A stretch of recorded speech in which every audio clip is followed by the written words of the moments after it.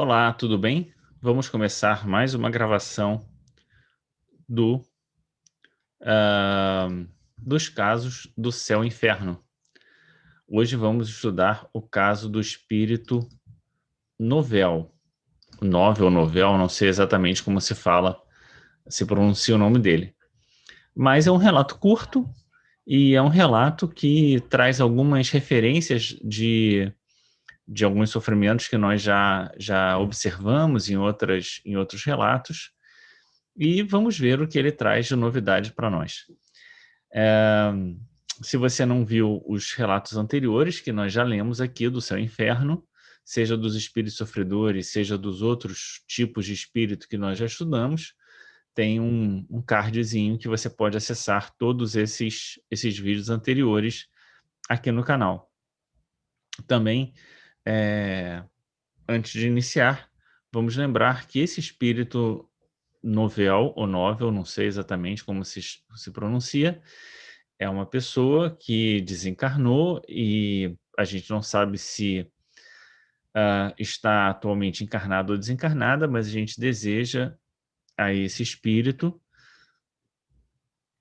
que as bênçãos de paz recaiam sobre ele, que ele possa ser envolvido. Nós agradecemos a Deus pela oportunidade de ler o seu relato, que vai certamente nos ajudar, e pedimos a Deus também que nos abençoe, abençoe a você, a sua família, a sua casa, nessa hora em que você para um pouquinho para estudar esse caso em particular do espírito Novel, tá bom? Vamos começar então com a leitura do caso.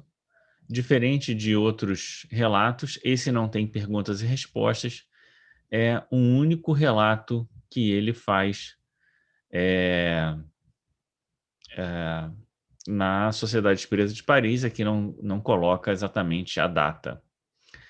O espírito, então, dirige-se ao médium que em vida o conhecera. Então, está se tratando ali de pessoas conhecidas, é como aquele que volta, né, e diz assim: olha, eu vou voltar e vou dizer para você o que aconteceu comigo, né. Caso semelhante, está narrado no livro Voltei, que é exatamente isso, né, membros da Federação Espírita Brasileira haviam feito um acordo de que quando um desencarnasse, ele voltaria para dizer o que lhe tinha acontecido. E isso acontece exatamente com um dos presidentes da Federação Espírita Brasileira, Frederico Figner, que volta então e assina como Irmão Jacó, um livro absolutamente importante e imperdível dentro da literatura espírita, que nós recorrentemente, né, citamos esse livro.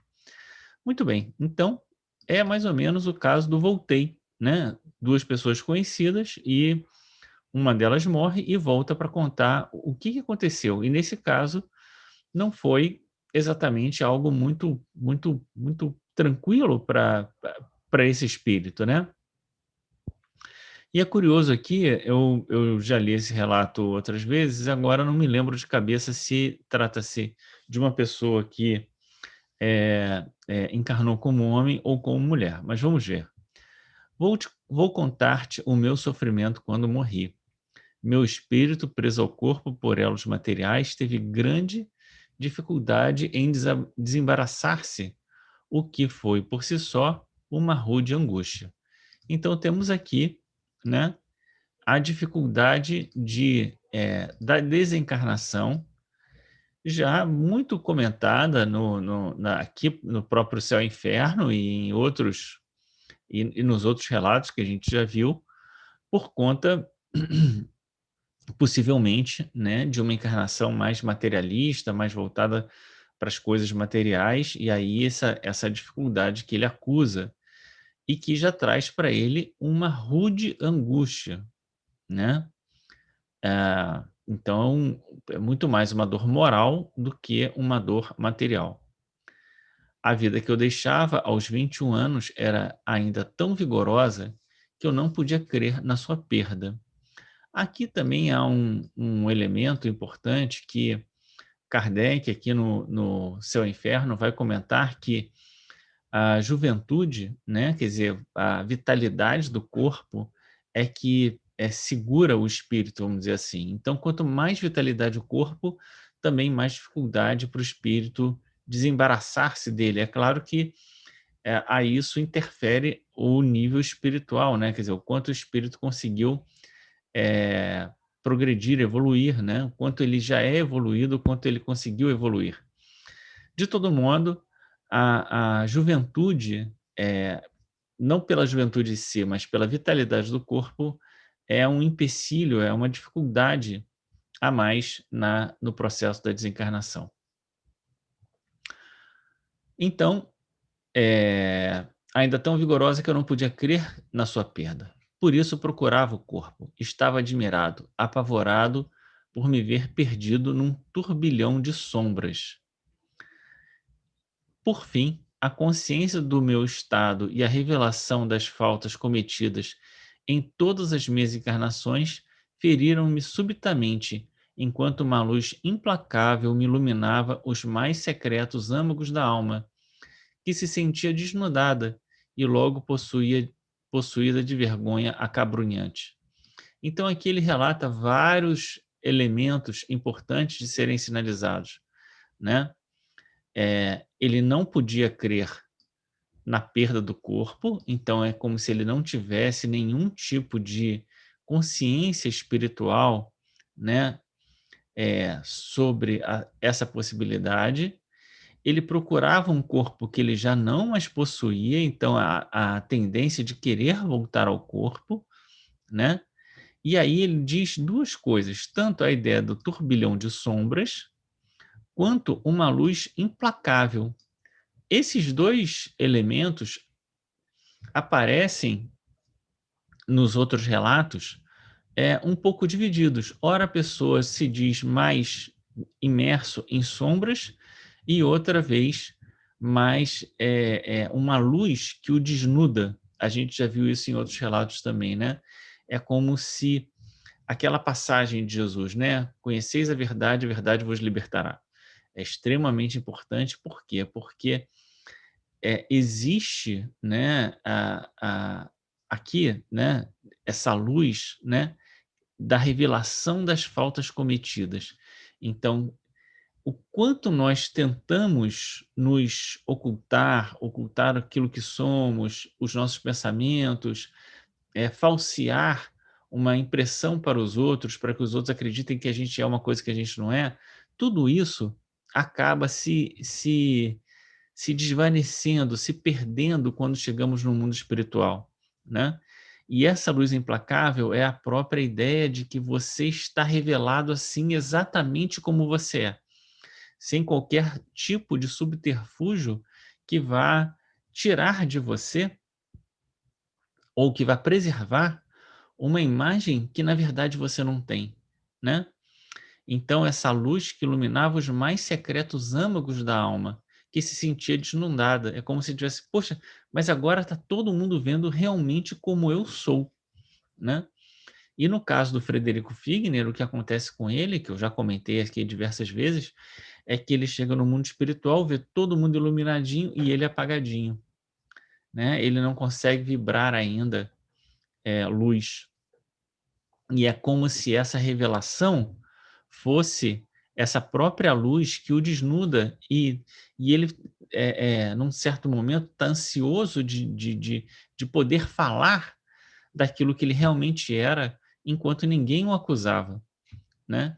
Então ele se vê ali, primeiro, né, no processo de perturbação próprio da desencarnação, agravado pela falta de consciência sobre a vida espiritual,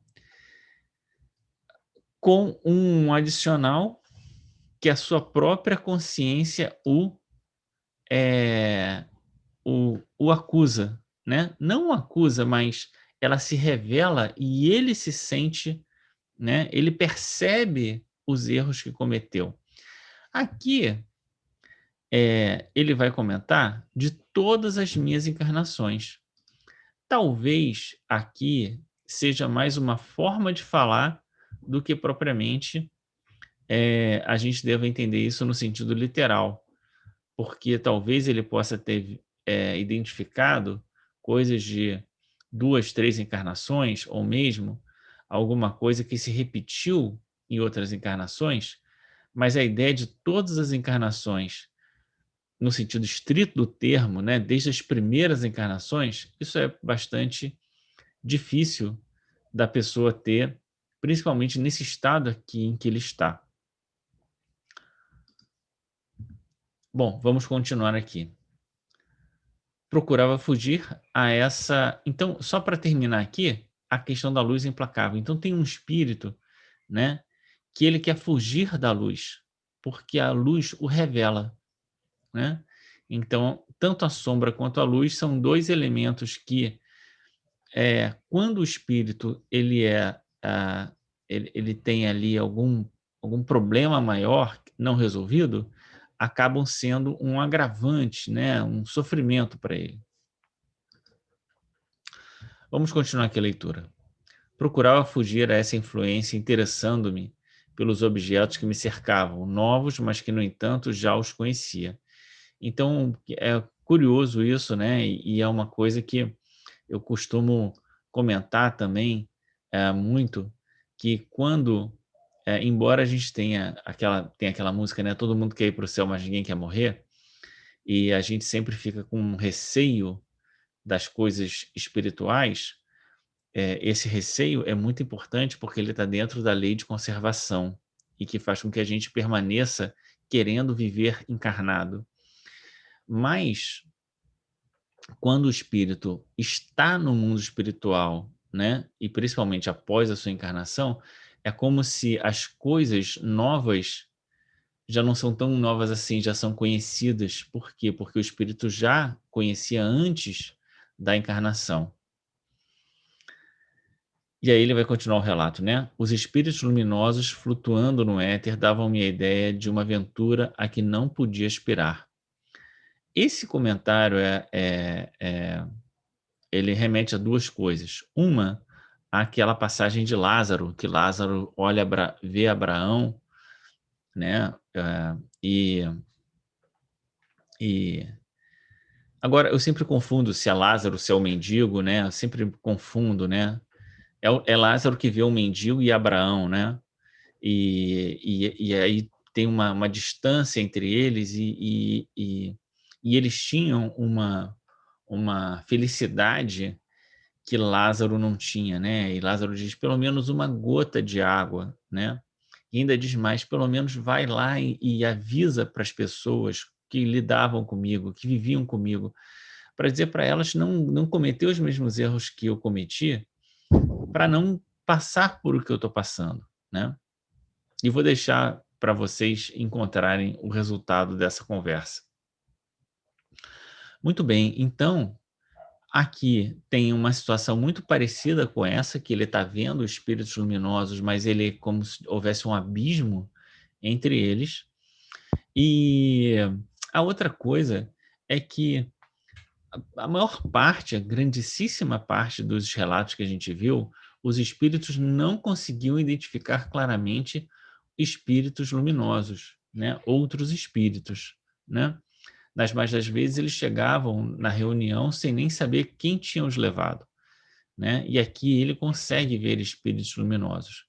E é muito difícil a gente tentar fazer uma sistematização, vamos dizer assim, desses casos, tentando criar uma certa tipologia, porque eles são infinitos, cada relato é um relato, né? E a sistematização, vamos dizer assim, já está no próprio Código Penal da Vida Futura, né? Que é um dos capítulos aqui, e do Passamento, né? Que são 2 capítulos aqui do Céu e Inferno. Bom, vamos lá. Formas sombrias e deslocadas, mergulhadas, umas em um tedioso desespero. Furiosas ou irônicas outras deslizavam em torno de mim ou por sobre a terra a que me chumbava. Eu via agitarem-se os humanos cuja ignorância invejava. Todas as ordens de sensações desconhecidas ou antes reencontradas invadiram-me simultaneamente, como que arrastado por força irresistível, procurando fugir à dor encarnecida franqueava as distâncias, os elementos, os obstáculos materiais, sem que as belezas naturais nem os esplendores celestes pudessem acalmar um instante a dor acerba da consciência, nem o pavor causado pela revelação da eternidade. Vamos com calma aqui, né? Então ele via os espíritos luminosos, ele via formas sombrias, né?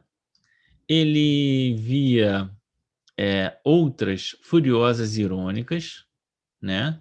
Então ele tá ali vendo tanto espíritos em uma situação de maior até dificuldade do que ele e outros espíritos luminosos junto a ele, né? Então, tudo isso estava ali no seu entorno e ele se sentia chumbado à terra. Olha que coisa, por conta da sua ainda pegada muito material, né? Da sua... Então, e ele via também os humanos, né? Mas o que é curioso é que ele ainda, por mais que ele diga que ele veja espíritos luminosos, ele não relata, uma vez mais, parentes, mãe, pai, nada. E aí ele é invadido por inúmeras sensações diferentes, né? Em que ele não consegue se deter em nada exatamente, nem nas belezas naturais, né? Porque principalmente o pavor causado pela revelação da eternidade o consumia. Quer dizer, ele estava realmente muito despreparado para a vida espiritual, para a vida que o aguardava, e ele é como se ele estivesse dizendo assim: e agora, né? Eu que vivi para o presente, o que eu vou fazer com essa vida que se desdobra para mim, que eu não sei o que fazer com ela? Vamos continuar a leitura. Pode um mortal prejulgar as torturas materiais pelos arrepios da carne, mas as vossas frágeis dores, amenizadas pela esperança, atenuadas por distrações ou mortas pelo esquecimento, não vos darão nunca a ideia das angústias de uma alma que sofre sem tréguas, sem esperança, sem arrependimento. Então aqui ele vai falar mais uma vez, também já tínhamos visto isso em outros relatos, que as dores morais, as dores fora do corpo, são muito maiores do que as dores que vivenciamos no corpo. Principalmente porque elas são sem tréguas, né? Para esse espírito sem esperança e também para ele, especificamente, sem arrependimento, o que em algum momento ele vai se dar conta de que precisa arrepender-se, né? Para abrir uma janela de esperança para ele. Mas nesse momento ele ainda não está assim, e esse é o motivo esse é um dos motivos, né? Essa é uma das razões do seu sofrimento. Decorrido um tempo cuja duração não posso precisar, invejando os eleitos cujos esplendores entrevia, detestando os maus espíritos que me perseguiam com remoques, desprezando os humanos cujas torpezas eu via, passei de profundo abatimento a uma revolta insensata. Então veja que tudo o que estava ao seu redor o incomodava, né? Ele não sabe quanto tempo ele ficou assim, mas os espíritos de luz que ele via, os maus espíritos que o perseguiam, os humanos que estavam ali iludidos com as coisas pequenas da vida, com o cotidiano, tudo o incomodava. Então ele passa de um profundo abatimento a uma revolta insensata. E essa revolta não vai ajudá-lo, ao contrário, essa revolta só cria ainda mais dificuldades para ele, né? No finalzinho do relato, ele vai dizer: chamaste-me finalmente, e pela primeira vez um sentimento suave e terno me acalmou. Escutei os ensinos que te dão os teus guias. A verdade impôs-se-me, orei, Deus ouviu-me, revelou-se-me por sua clemência, como já se me havido revelado por sua justiça. Então, aqui mais uma vez, a intervenção absolutamente importante, né, das reuniões espíritas.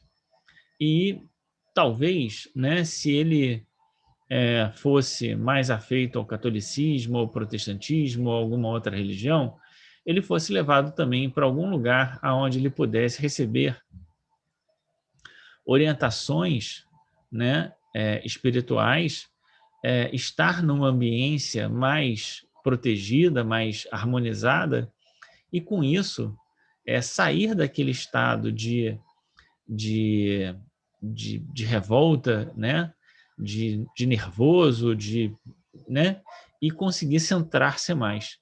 A verdade é que aqui no relato não diz exatamente o que, nem o que ele fez na encarnação, né, que gerou todo esse estado de sofrimento para ele. Não há pista aqui sobre isso. Também não há pista sobre o que acontece com ele após essa primeira visita a, ao centro espírita, né? A gente já viu em outros relatos que os espíritos voltam outras vezes, e essa repetição de idas às reuniões e de escutar a palavra e de harmonizar-se, aproximar-se do médium e tudo mais, que vai aos poucos fazendo com que o espírito se sinta mais fortalecido, se sinta mais preparado, né, para tomar outras resoluções sobre a sua vida. Muito bem, chegamos ao final desse relato, um relato curto, como dissemos. No próximo vídeo vamos ler sobre o castigo, né? Pelo menos esse é o título. Vamos ver o que a gente aprende também com esse próximo relato, agora que estamos chegando próximos ao fim dos espíritos sofredores. Lembrando que depois vamos passar para os espíritos suicidas, depois os medianos e os felizes, porque a gente tem que terminar com felicidade. Tá bom? Muito obrigado por ter chegado até aqui. Não sei se o barulho ali da obra atrapalhou muito aqui o relato, espero que não, mas vamos seguir em frente e até o próximo estudo, até o próximo caso. Um grande abraço e até.